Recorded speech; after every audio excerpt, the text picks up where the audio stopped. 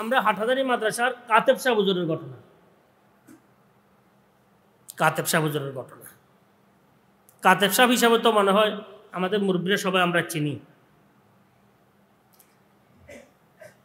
উনি এন্তেকালের কিছুদিন পূর্বে ওনার কাগজপত্রগুলো যখন নাকি এভাবে সানসিটির মধ্যে এগুলা জায়গা জায়গায় এনে রাখা ছিল, তো ওনার খাদেম ওনার ছেলে সহ এই কাগজগুলা তালাশ করি, মানে কোনো জরুরি কাগজ কোনো জরুরি বিষয় এগুলা তালাশ করতেছিল।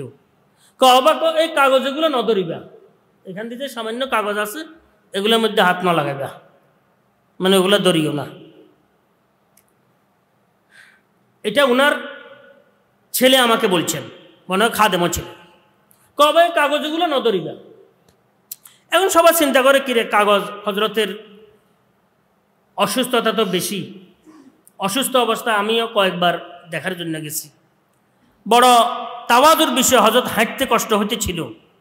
আমরা কোথায় খানা খাইতেছি, হজরত এই কামরা থেকে সেখানে চলে গেছে, মানে দেখার জন্য ওখানে চলে গেছেন দেখার জন্য। আবার রশিদিয়া তো আলহামদুলিল্লাহ আসছেন হজরত রহমতুল্লাহ আলাই।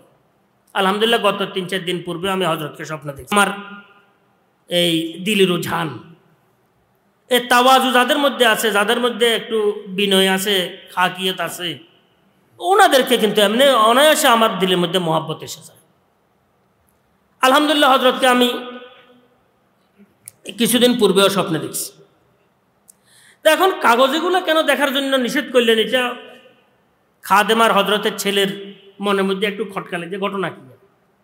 কেন আব্বা জান তো বয়স হয়ে গেছে, কোন সময় চলে যান, কাগজগুলো তারপরে সেখান থেকে টানি অগচরে, দেখেন নাই না দেখে মতো তালাশ করি, দেখে যে সেখানে হজরত রহমতুল্লাহের নামের মধ্যে, মাদানী রহমতুল্লাহের খোলাফাদের লিস্টের মধ্যে হজরতের নাম সেখানে 36 নম্বর না কত নম্বর, আমার পুরো অঙ্কটা নম্বরটা জানা নাই, মানে 36 নম্বর মুখে বেরিয়েছে হয়তো 36 নম্বর। 36 নম্বর নাম কাতেব শাহ হুজুরের কি নাম, আর আমাদের হাটহাজারী মাদ্রাসার মরহুম মহতম হুজুরের নাম আরো বহু পরে, কেউ বলতে পারবে না। এখন এটা দেখি তো সবাই কি চোখ খাড়া গেছে, কিন্তু এটা কি এত বৎসর হাটহাজারী, সবার সাথে কথাবার্তা, মিল মেলা, উঠা বসা, মোয়ামলা মহাসারা, হাসি মাতি, যে হজরত যেন হজরত মাদানী রহমত শেখুল ইসলাম মাদানী রহমতুল্লাহের খলিফা, এটা কিন্তু কেউ জানে না।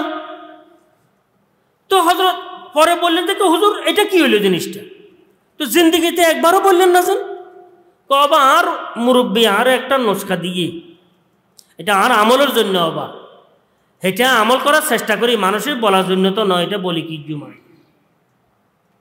কাতেব শাহ হুজুরের কথা আলোচনা করতেছে। আসলে নেসবতের মূল ভিত্তি হচ্ছে তাওয়াজু। আবদিয়ত এসে গেছে, আল্লাহর রহমতের নেসবত এসে গেছে। অভিন্ন স্বভাব আকাবেরদের আবদিয়ত। আব্দ হোমাই বক্সে আবদিয়ত মুঝে, ওয়াজহে সদ ইজ্জত হায়ে জিল্লত মুঝে। আব্দ বনাটা, আব্দ বনে গেলে সব ঝগড়া খতম।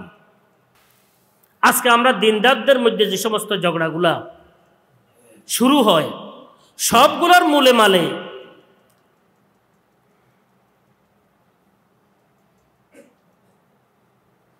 নাম কা বন্দা কাম কা নেই। আমাদের মধ্যে আবদিয়ত নেই।